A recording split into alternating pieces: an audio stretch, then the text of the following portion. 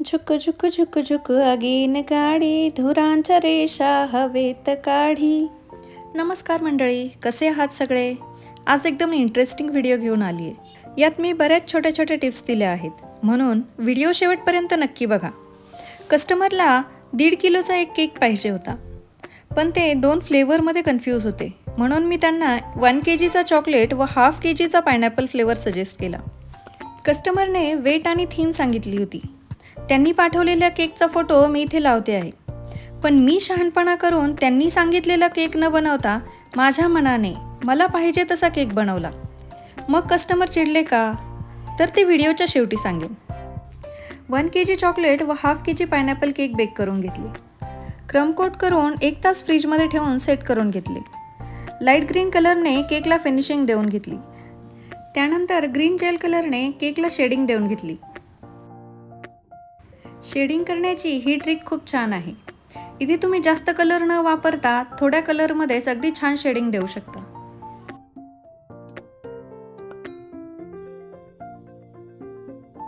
त्यानंतर 1 kg cake सेंटरमधून cut करून घेतला.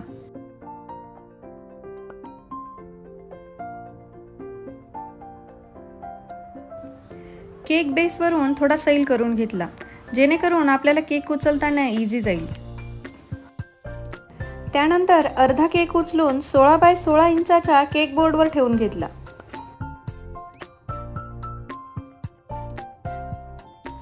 कट केलेल्या पोर्शनला क्रीम लावून फिनिशिंग देऊन घेतली.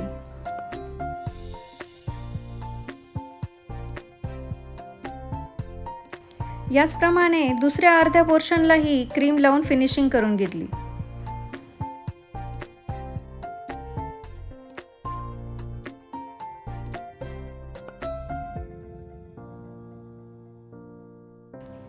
त्यानंतर ½ kgचा केक सुद्धा सेम क्रीमने कव्हर करून फिनिशिंग देऊन घेतली.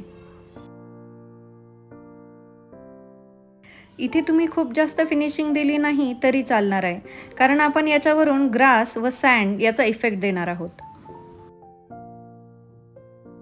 त्यानंतर ट्रेनचा ट्रॅक घेऊन त्याला मागच्या बाजूने सेलोटेप लावून घेतला. सेलोटेप ऐवजी तुम्ही डबल साइडेड टेप सुद्धा वापरू शकता. टेप लावल्यामुळे ट्रॅक बेसला चिकटून राहील व जागचा हलणार नाही. त्यानंतर ट्रॅक बेसला चिकटवून घेतला. इथे केक आणि ट्रॅकच्या मध्ये थोडंसं अंतर ठेवावं.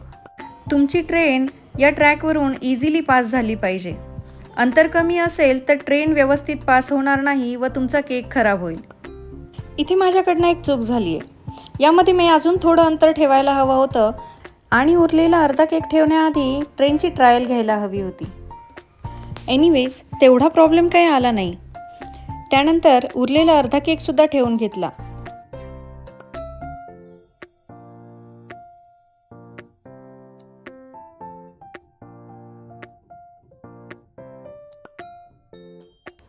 त्यानंतर अर्ध्या किलोचा केक छोट्या बोर्डवर शिफ्ट करून घेतला.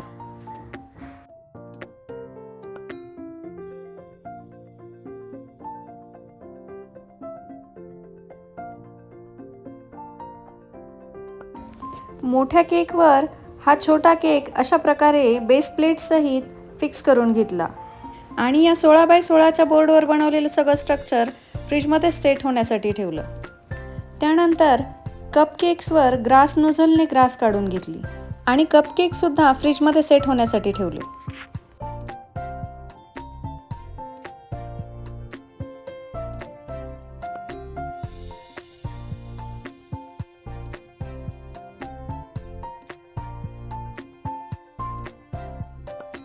सँड बनवण्यासाठी इथे मी मारी बिस्किट्स मिक्सरच्या भांड्यात टाकून ग्राइंड करून घेतले.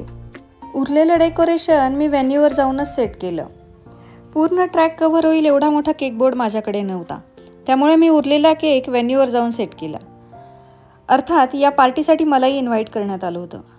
डायनिंग टेबल स्वच्छ करून त्यावर 16 बाय 16 इंचाचा केक बोर्ड मेजरमेंटसाठी ठेवला. सेम साईजचा केक बोर्डवर आपण केक सेट करायला ठेवला आहे. आपण जर केक सेट केलेला बोर्ड इथे वापरला असता तर बाकीचं डेकोरेशन होईपर्यंत केक मेल्ट व्हायला सुरुवात झाली असती, म्हणून हा जुगाड. त्यानंतर उरलेला ट्रॅक सेट करून घेतला. बिस्किट पावडर टाकून सँडचा इफेक्ट दिला. ब्लू क्रीम वापरून पॉन्ड बनवला. ग्रास नोझलने ग्रास काढून घेतली व नंतर मेजरमेंटसाठी ठेवलेला बोर्ड काढून घेतला व केक सेट होण्यासाठी ठेवलेला बोर्ड तिथे ॲडजस्ट केला. मोटू पतलू थीमचे टॉपर्स प्रिंट करून कट करून त्याचे टॉपर बनवले. त्यानंतर ट्रेंड सेट करून घेतली. ॲक्च्युली इथे मला थोडा वेळ कमी पडला. केक बोर्ड मला पूर्ण कव्हर करायचा होता. तिथे मला सँड व ग्रासचा इफेक्ट द्यायचा होता. एनिवेज, पार्टीत आलेल्या सर्वांनाच केक खूपच जास्त आवडला. ट्रेन सुरू केली तेव्हा बच्चे कंपनी एकदम एक्साइट झाली होती. आता माझ्या मैत्रिणीच्या मुलाचाच बर्थडे असल्यामुळे मी केकमध्ये हे चेंजेस केले. बर्थडे बॉयला सुद्धा केक खूपच जास्त आवडला. कसा वाटला आजचा केक कमेंट करून नक्की सांगा. व्हिडिओ आवडल्यास लाईक करा, कमेंट करा, शेअर करा आणि हो, असेच इंटरेस्टिंग व्हिडिओ बघण्यासाठी चॅनलला सबस्क्राईब नक्की करा. पुन्हा भेटूया, तोपर्यंत बाय.